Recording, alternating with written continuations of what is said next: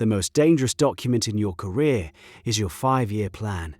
It's a meticulously crafted map to a world that has already vanished. By the end of this, you'll understand the fundamental mismatch between the career advice you've absorbed your whole life and the actual economy you're competing in. And the rules you're following are quietly building a career for someone who retired in 2005. The central piece of advice we inherited from the 20th century is the idea of the career ladder. You start at the bottom, you work hard, you get promoted. Each rung is a clear, logical step up from the last. You could look at a senior manager and see your own future mapped out in a series of predictable stages. The company provided the ladder, your job was simply to climb it. This model was optimized for a world of large, stable corporations with decades-long lifespans. Companies like Kodak, General Motors, or Sears, they were institutions. You could join one after college and retire from the same place 40 years later with a pension. The entire architecture of a career was built on this assumption of stability. The appeal of the corporate ladder is its clarity. You always know the next step. You can see the endpoint. That certainty feels good. It feels like progress. The problem is that feeling is a lagging indicator of a game that has already finished. The ladders are gone, or more accurately, they've been dismantled for parts. The average tenure in a job today is just over 4 years. For younger workers, it's under 3. The idea of a 40-year career at one company is an artifact from a museum. The new model is a jungle gym, or maybe a lattice. You move up, sideways, sometimes even down to pick up a new skill. You jump from one structure to another. A career path now looks more like a frantic scroll than a straight line. The advice to pay your dues and wait your turn assumes there is a queue and a clear reward at the end. Today, there is no queue. The person who gets the opportunity is the one who sees it from a different angle of the jungle gym and swings over to grab it. This shift from a clear path to a complex map creates an entirely new kind of career risk, a risk that the old rules make you blind to. That risk is the illusion of safety. In the 1990s, a safe career was a professional designation. You became a lawyer, an accountant, a doctor.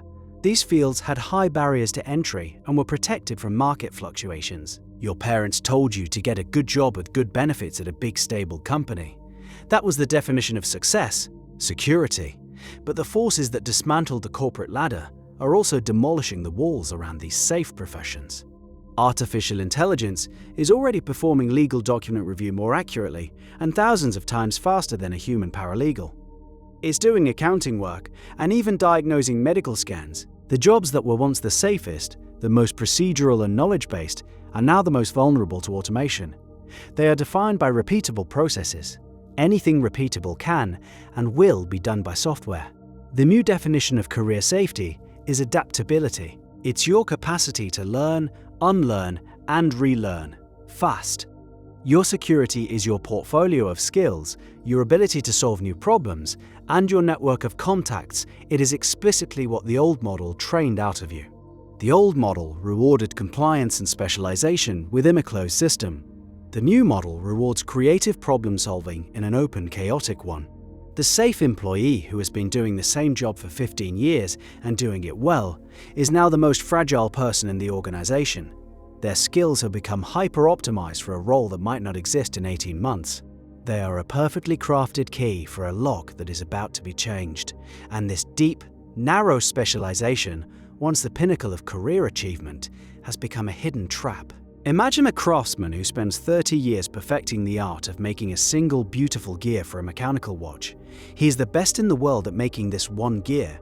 His reputation is flawless. He is a master. Then, one day, the quartz movement is invented.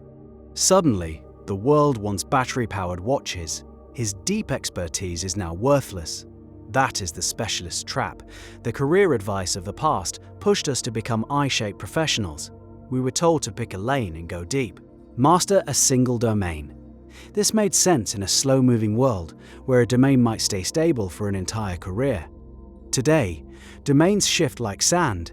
The demand has moved from I-shaped specialists to T-shaped professionals. A T-shaped person has deep expertise in one area.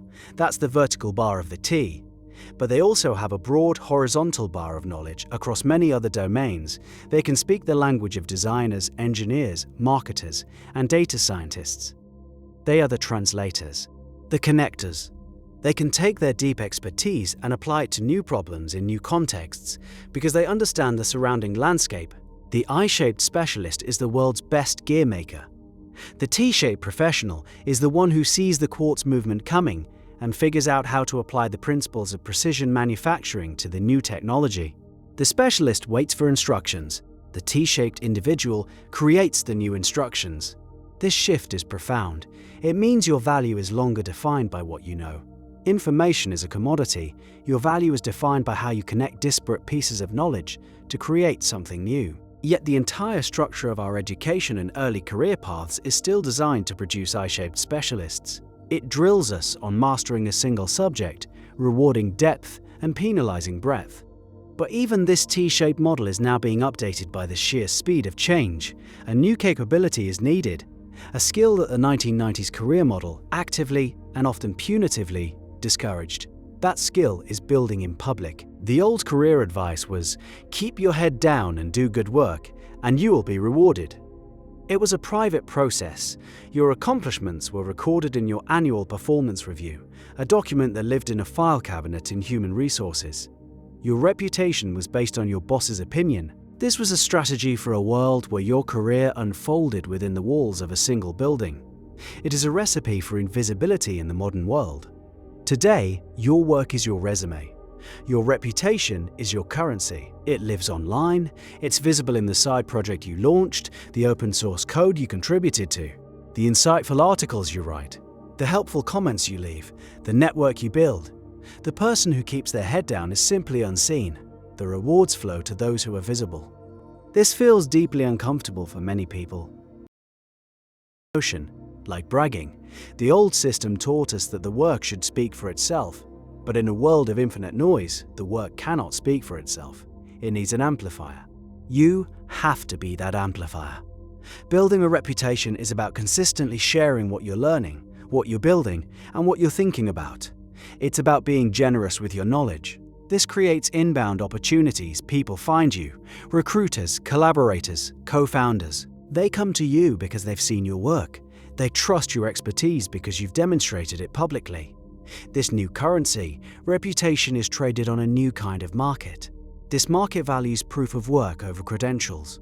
And it explains why the people finding the most success seem to be breaking all the old rules.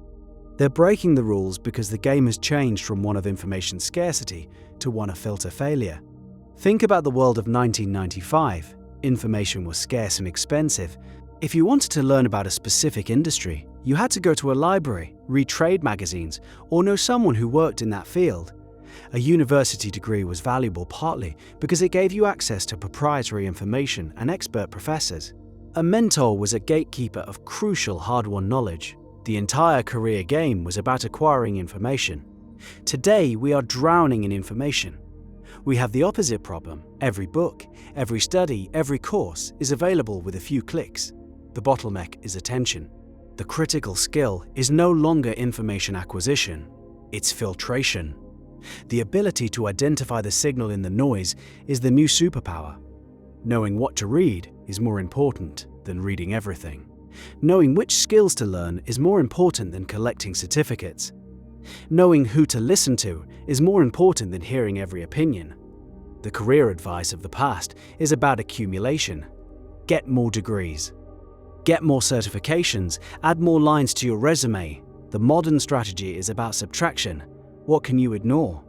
What outdated belief can you discard? What commitment can you quit to free up attention for something more important? You build your reputation by becoming a trusted filter for others. By curating, synthesizing, and sharing the most valuable information in your field, you save other people time and attention. You create value by helping others manage the flood. And this leads to the most significant, most counterintuitive inversion of all traditional career advice. The very foundation of career planning is now a liability. The most dangerous thing you can have today is a fixed goal. For decades, the experts told us to set a 5-year plan, to have a SMART goal, to visualize our dream job and work backward, creating a step-by-step plan to get there. This is advice for a predictable world. It's like using a detailed roadmap to navigate a city. It works perfectly until an earthquake happens and the map becomes a work of historical fiction. We are living through the career equivalent of a perpetual earthquake. The industry you're planning to enter in 5 years might be unrecognizable by then. The dream job you're aiming for might be automated. A rigid plan blinds you to opportunity. When you're hyper-focused on a single destination, you miss all the more interesting and promising paths that open up along the way. You suffer from destination bias. The modern approach is to navigate with a compass, a map. You have a direction, a guiding principle, a sense of what you find interesting and what you're good at. You use that compass to make the next move. Instead of a 5-year plan, you run a portfolio of small experiments. You try a side project. You take a cheap online course in a new field. You go to a meetup for a different industry. You make small bets. Most will fail. That's fine. They are designed to be small. But one of them might show promise. It might gain traction, so you double down on that one. You invest more time and energy. You let the feedback from the real world pull you forward. This is a strategy of exploration, designed to maximize positive surprises. The 5-year plan is a strategy of exploitation designed to minimize deviation from a predetermined path. That one distinction explains everything. The world of work has undergone a phase transition. It has shifted from a solid, predictable state to a liquid, volatile one. The old career advice is a set of instructions for operating on solid ground. It's about stability, predictability, and efficiency, exploiting a known, profitable system. The new world requires skills for water. It demands buoyancy, adaptability, and the ability to navigate currents, exploring an unknown, ever-changing environment. Following 1990s career advice, today is like meticulously training to be the world's best ice skater, right as the ice is melting all around you. Your technique is perfect, your form is flawless, and you're about to go under. The goal now is to build an anti-fragile career. A fragile career, like a crystal vase, shatters under stress and volatility. An anti-fragile career is like a muscle. It gets stronger from stress, shocks, and uncertainty. It thrives on change. It means running those small experiments, building skills in public, nurturing your network. It means holding your goals loosely and your compass tightly. It's a fundamental shift in posture from bracing against the future to leaning into it. The ballot box of your career is open every single day. Every action you take, every skill you learn, every person you help, each is a vote for a future version of yourself. The old advice taught you to cast one big vote on election day and hope for the best. The new game is about casting small votes, constantly, and watching where the tally leads you.